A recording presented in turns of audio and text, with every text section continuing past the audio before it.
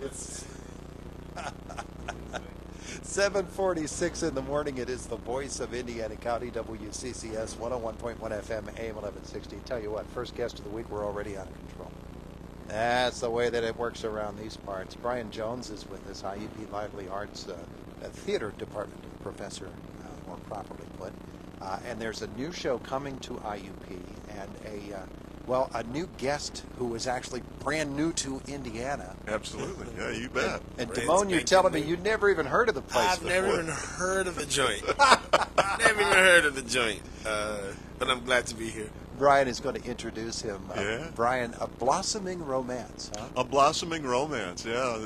Over a year ago, we were looking for something to produce this year in a very special year. I mean, we're just really fully back in terms of audiences and musical theater at IUP.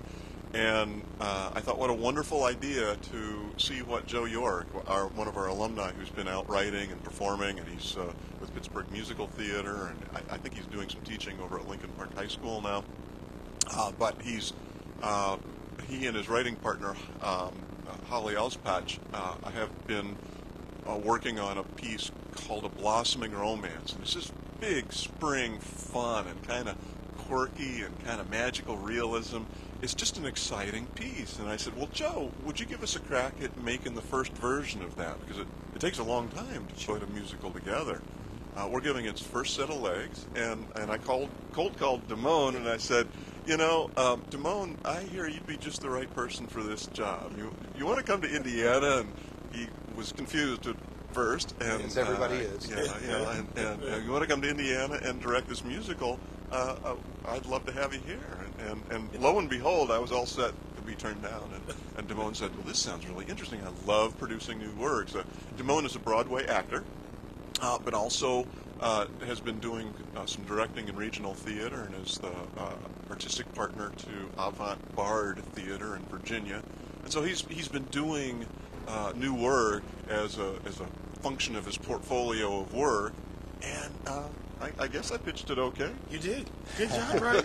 You did everything but tell us DeMone's last name. Well, Seraphin. Go ahead. There we go, DeMone Seraphin. I think I need to let DeMone talk for DeMone He's little bit. my new manager. But you know what? One of the things that makes this really priceless is not only DeMone's magic, but the magic of the cast that we put together. DeMone came last November and cast a show. We auditioned it from across the university and put together a really nice cast. And Joe told me something really interesting the other day about how excited he is to see this show because it's got kind of a Gen Z vibe to it. And having that age group sort of interpret the work and think, it reminded me of those girls that you had that you talked about that invented a new theorem or They proved the Pythagorean theorem. Yeah, the 2,000-year-old problem. Now that's not what we're 2,000 years, DeMone, and they mathematicians have been doing it. These two teenage girls in New Orleans. They proved the Pythagorean theorem using trigonometry, which they said was impossible. I never heard of this. Yeah. That's Brand new wild. today. I used to say to my kids, when they would constantly ask me, why? I would say, well, it's like the Pythagorean theorem. I can't explain it.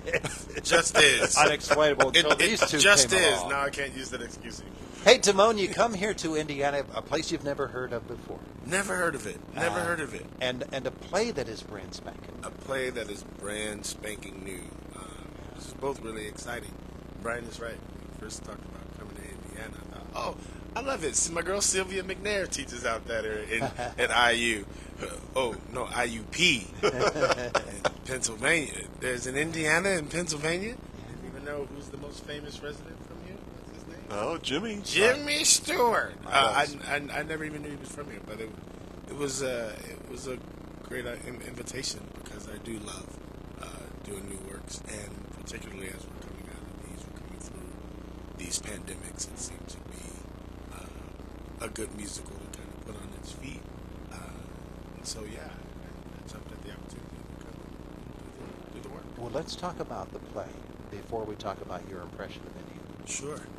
Right, yeah, Brian said it right. It's a quirky, fun new musical that was actually kind of written as a response to the pandemic.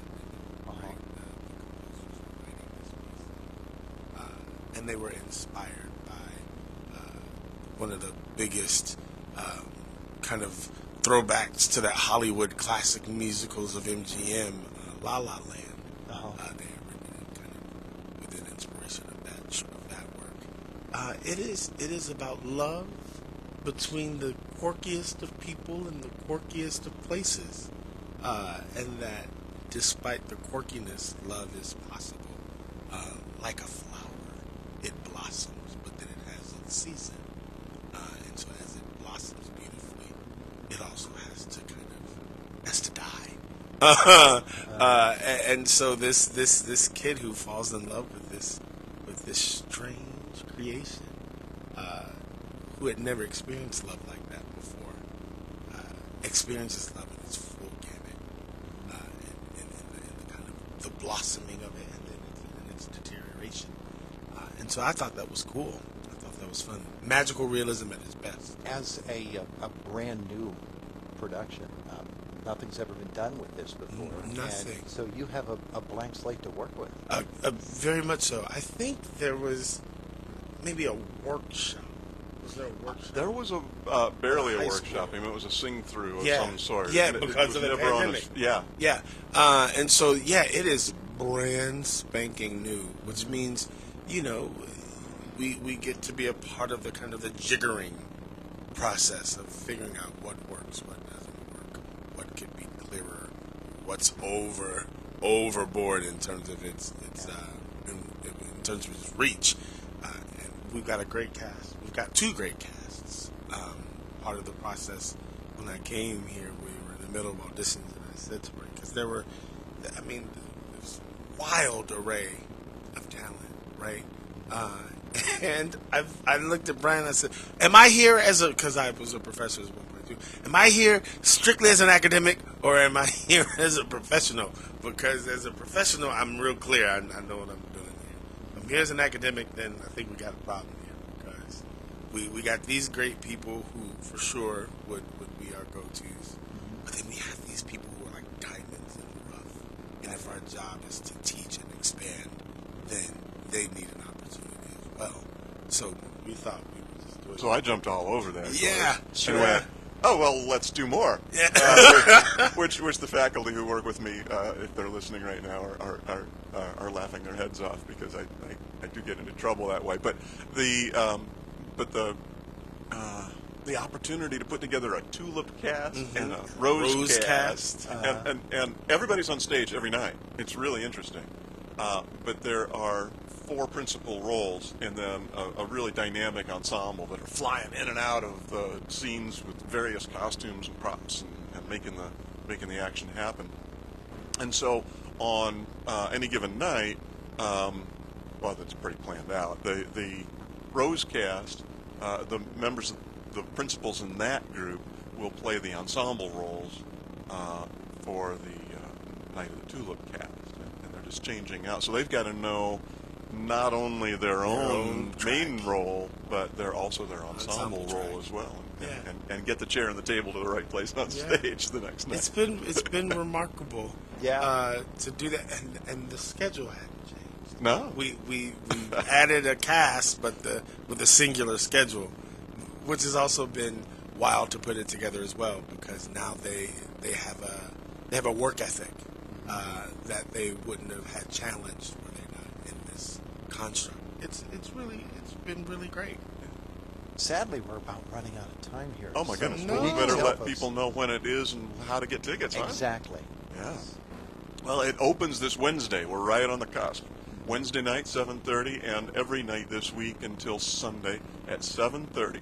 7:30 Wednesday through Saturday at Waller Hall in the IUP Performing Arts Center on the Oak Grove. Tickets are available. Oh, and Sunday matinee at 2 o'clock as well. Tickets are available at the door or at iup.edu/livelyarts. iup.edu/livelyarts. Or you can call the Lively Arts at 357-2787 and get tickets as well. But it's 7:30 Wednesday through Saturday, 2 o'clock on Sunday, and I think it's going to be really exciting. Yeah, for sure. Sounds like it. DeMone, we only have a couple of moments left, but tell me, IUP, the theater department, the theaters themselves, what's it been like for you to come here and see these places? Again, it's been a pretty cool experience. The theater, I mean, listen, everyone's kind of trying to make it through these pandemics and bouncing back in terms of the theater. Professionally, we're grappling with the same issues, so it's been really cool to be back in the throes of academia and working with some talented kids, and hopefully giving them a push into the real world. Yeah. And in a place that's a little bit different from New York City. It's a little bit different from New York City. I've not made so many candles in my whole life. There's a candle shop right down from my apartment, and I think I made about 8 candles. Not doing that in New York on the regular. It's been really fun.